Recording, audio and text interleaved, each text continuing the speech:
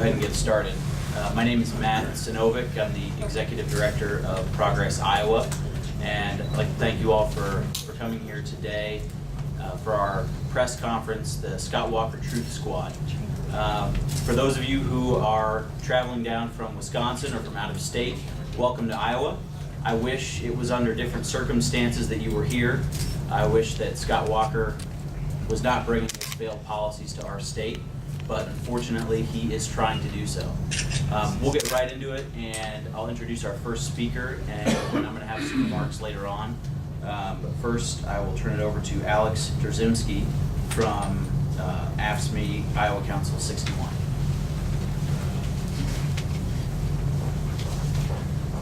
As Matt said, my name is Alex Drzymski. I'm with AFSCME Iowa Council 61, and I'm just going to read some remarks on behalf of Iowa Council 61 President Danny Homan, who couldn't be here today because he's traveling.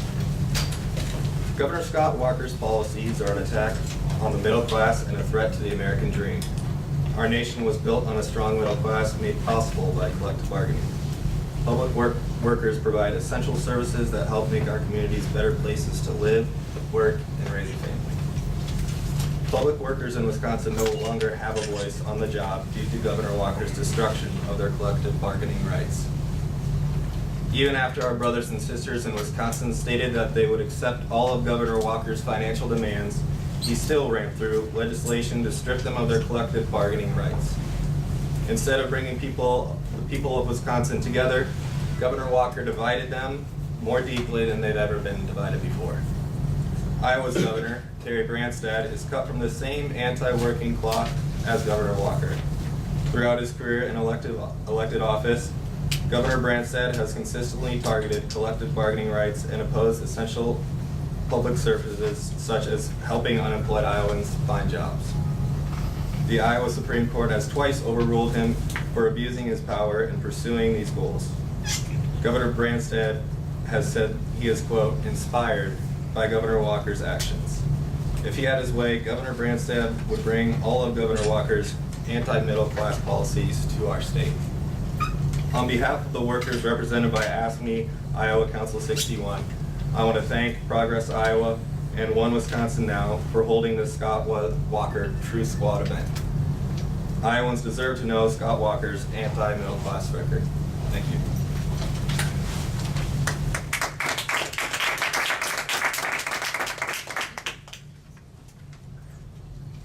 Thanks, Alex. Up next is Ken Sager, the president of the Iowa Federation of Labor, AFL-CIO. Ken?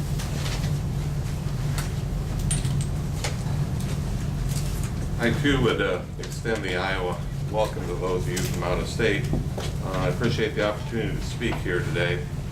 Iowans are accustomed to seeing a variety of politicians trekking around our state trying to make a case for their potential candidacy, touting their alleged qualifications for national office. Today we're talking about, I don't know, a variety of them, but right now we know that we have seen people in this state who think they can do the job. We know we've seen people who wish they could do the job, and today we're talking about two who've proven they can. As mentioned, our governor idolizes Scott Walker in Wisconsin. Like Walker, he's promised lots of jobs. And he's emulating Walker in that regard too, because he's failed to deliver anything approaching the number of jobs that have been promised. It's not to say that Branstad hasn't delivered, he clearly has. He's delivered money to Orascom, an Egyptian company that is under a fraud investigation. He's delivered money to Facebook, who's putting a data center here. The jobs for Orascom cost approximately $1.515 million per job, but he's getting better. The Facebook jobs only cost $540,000 dollars per job. And if you think about it, at that rate, we're only $86 billion away from him making his predicted promised job total of 200,000. Now Walker also promised a lot of jobs, and at the rate he's going, it's going to be sometime the next decade before he approaches his promised jobs. Wisconsin is currently 44th in the U.S., lagging well behind the rest of the country. And that has all happened approximately in the last 26 months, where they've gone from 7th in the nation to 44th.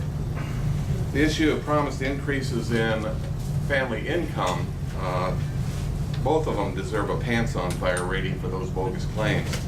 Walker has effectively taken $1 billion out of the pockets of working Wisconsinites with his unrelenting tax on workers. Branstad is not to be outdone. He's tried to get voluntary submission by public workers to a program to contribute to their health care. After being corrected by President Danny Holman at Council 61, he tried unsuccessfully to get collective bargaining changes to require health care contributions by public workers. After he lost in arbitration, he followed that up with an unsuccessful attempt to get legislative change, and again failed. Now you got to give him an A for effort in his attempts to follow Walker in his attacks on working families, but if you think about it, neither one of them is doing anything good for the middle class or the working class of either of these states. Both have been promoting efforts to stay in power by limiting access for voting. Now, I suppose that's a good idea if your ideas don't merit a re-election, but clearly it's not good for the best interests of the people in either state. There's something to be said for Governor Walker, and that is he's a shining example of the current polarization of our political system and what passes for public discourse in this country. Regrettably, there's nothing good to say about it, because when scoring political points and adhering to party lines trumps moving the interests of working people and Americans, the ultimate losers are the people in our states, and we hope to bring that to the attention of Iowans before the caucuses. Thank you.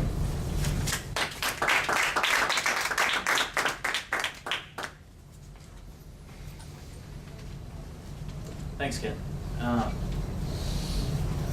When we found out that Scott Walker was going to be speaking at the fundraiser tonight, we wanted to make sure that Iowans knew the truth about his record and about the partnership, or at least the partnership that our governor, Terry Branstad, wants to have with Governor Scott Walker. And so, working with One Wisconsin Now and Scott Ross, who's going to speak here in a minute, we came up with the idea of putting together a truth squad. And the truth is that their policies, Governor Walker's and Governor Branstad's, have been an abject failure for middle and working class families in Iowa and in Wisconsin. Particularly Governor Walker's record. And for the reporters in the room, I would encourage you to ask him about these policies when you interview him later tonight, or if you get a chance later tonight. His policies are not only ones that don't work for Wisconsin, but they're ones that would not work for Iowa. And as he's apparently gearing up for a presidential campaign, these are important questions to ask. Ask him if he still opposes the mandated use of ethanol, which he opposed during his gubernatorial campaign.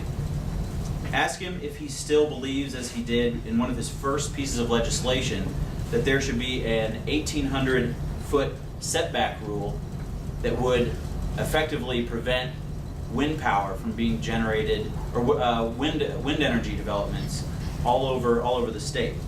That was reported to, it would have lost $500 million in economic development in Wisconsin if that bill had become law. Thankfully, it did not. But we rely on wind energy for a lot of new jobs, a lot of economic development here, and Walker's policies would be completely contrary to that. He also attempted to rolled back renewable energy standards in his very first budget. And those are the kind of smart policies that create jobs here that Walker opposes. So I encourage you to ask him those questions.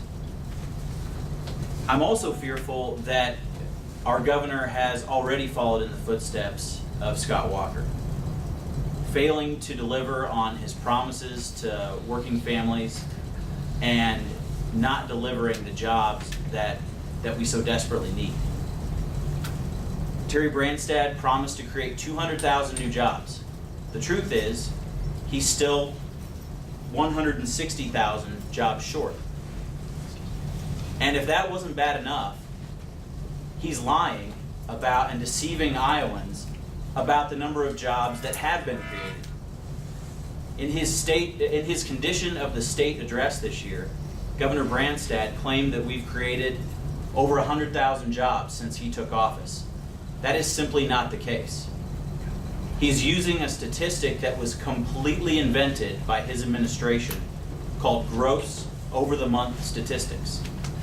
Just to get a little bit into the weeds for just a second here, what he's talking about is every job that's created counts as a new job toward that 100,000 number. He does not count any of the jobs lost. He doesn't count net jobs. So in effect, he's telling us that 1 plus 1 plus 1 minus 1 equals 3. It doesn't add up. I see some people trying to do the math. Put another way, over the course of a year, if I was hired 3 times and fired 3 times, he would count that as 3 jobs. And that's simply doing a disservice to our state. The reality is that we have created far fewer jobs than the governor claims, and are far off the pace that we need to be to come back from the recession and to get to his campaign promise. Another campaign promise that Governor Branstad made was to increase family income, increase personal income by 25%. Well, he's failing at that as well. In 2012, personal income in Iowa grew by 2.8%, which is a far cry from the 25% that Branstad promised, and ranks us 40th in the country. So he's falling behind all across the board and threatening the rights of workers as he does it. So it's no surprise that Governor Branstad claims Scott Walker as his inspiration. I'm going to go ahead and turn it over to Scott Ross now, the Executive Director of One Wisconsin Now, who's going to get into a little bit more detail about Scott Walker's record. And then we'll have time for some questions at the end. Thank you.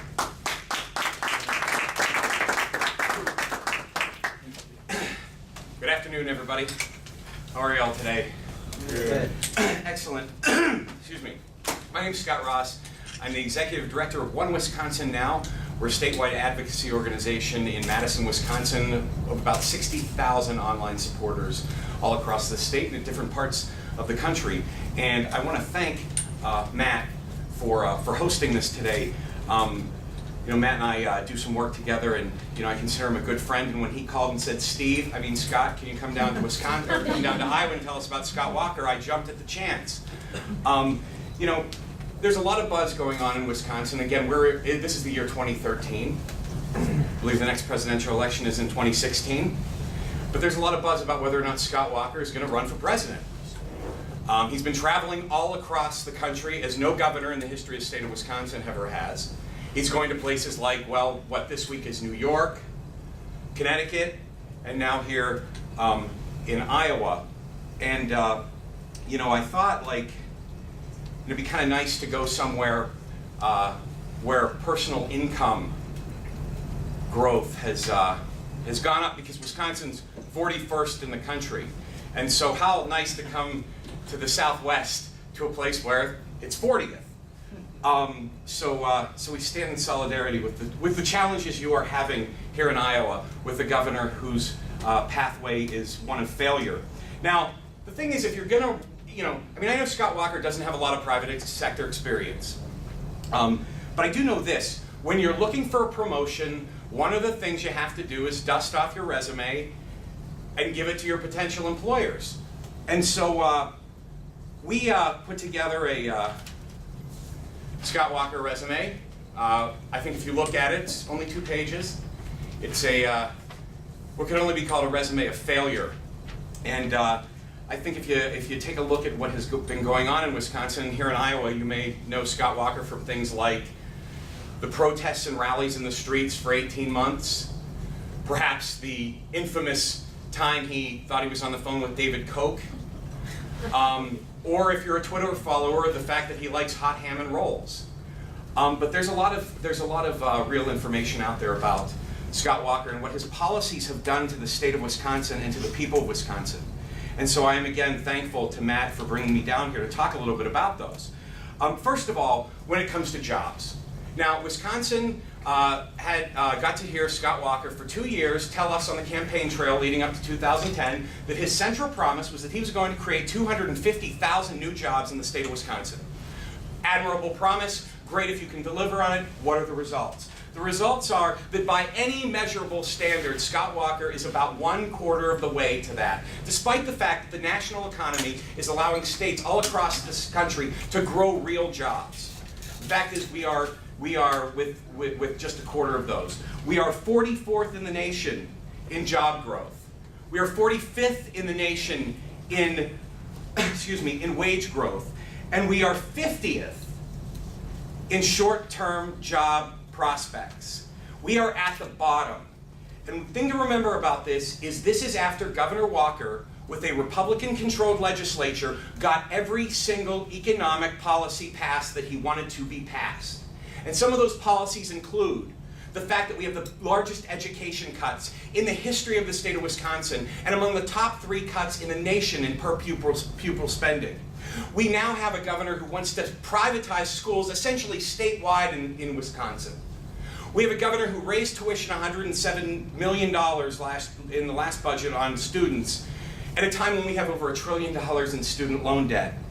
We have a governor whose health care scheme is to actually make the people of Wisconsin pay more to have less people and fewer people covered by health care. And when it comes to rights, well, we all know what Scott Walker thinks about our rights. The rights of workers, 175,000 workers' rights taken away. The fact that the most sacred right we have, the right to the franchise, the right as Americans to cast our ballot for the direction of our local government, of our state government, and of our nation.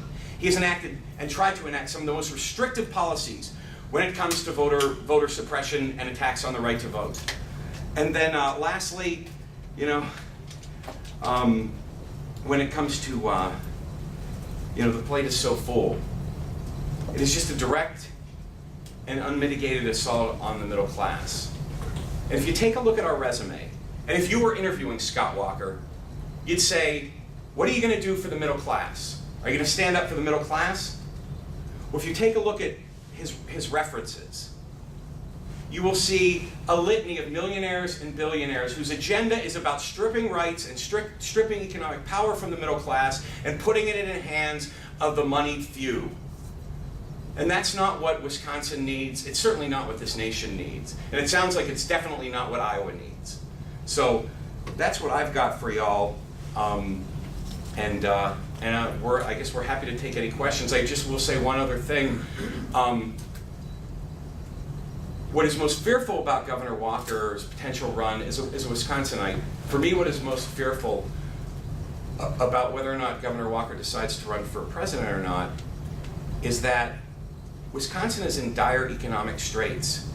And we need a governor who is in our state full-time doing his job instead of traveling the country, sucking up to billionaires and millionaires so he can get his next job. And what also scares me is this. Listen, we know the dynamics of the modern Republican primary for president. And I think having Scott Walker, I think Wisconsinites should be concerned about having Scott Walker in a Tea Party primary for president that will cause policies so extreme. We will go so far to the right in Wisconsin that Lake Michigan may become the new Eastern Seaboard. So that's what I have, and I'll wrap it up. Thanks for your patience.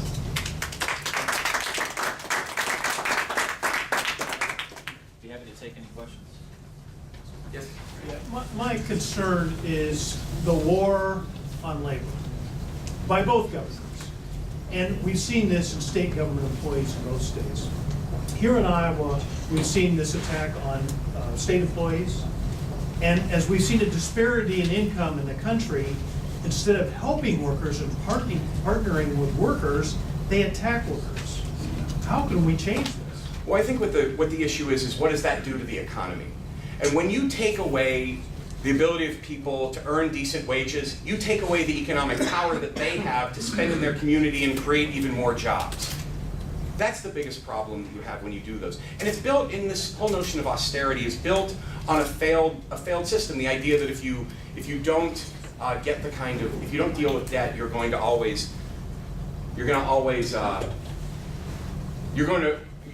hamper the economy when exactly the opposite is true, and those facts are certainly out there. Anything else? Is he fired up on the right to win an Iowa caucus? For example, where does he stand on a woman's right to choose and same-sex marriage? I would say this, the two things I have are that Governor Walker refused to allow the state's Attorney General to defend a court case against our domestic partner registry. Refused to allow the Attorney General to defend that. And on women's rights, I mean, we've had 4 Planned Parenthood centers closed in the state of Wisconsin because of the cuts he has made to funding for them to provide services to men and women, healthcare services to men and women. He is staunchly pro-life, and in fact, I believe he had the endorsement of an organization that wants to make birth control illegal and supports the Personhood Amendment. I'd say he definitely is conservative enough to win here. And if we saw, what you saw today play out in the legislature, is that the family leader, Bob Vander Plaats, and their extreme right organization had enough control over the House Republican caucus to completely upend months of negotiations on Medicaid expansion.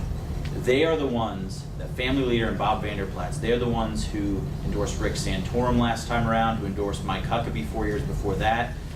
They are the kingmakers of that Republican caucus, and I see no reason why, why Scott Walker would not be one of the candidates who they consider, which is absolutely terrifying. Any other questions? Thanks, everybody. Yeah, thank you. Man.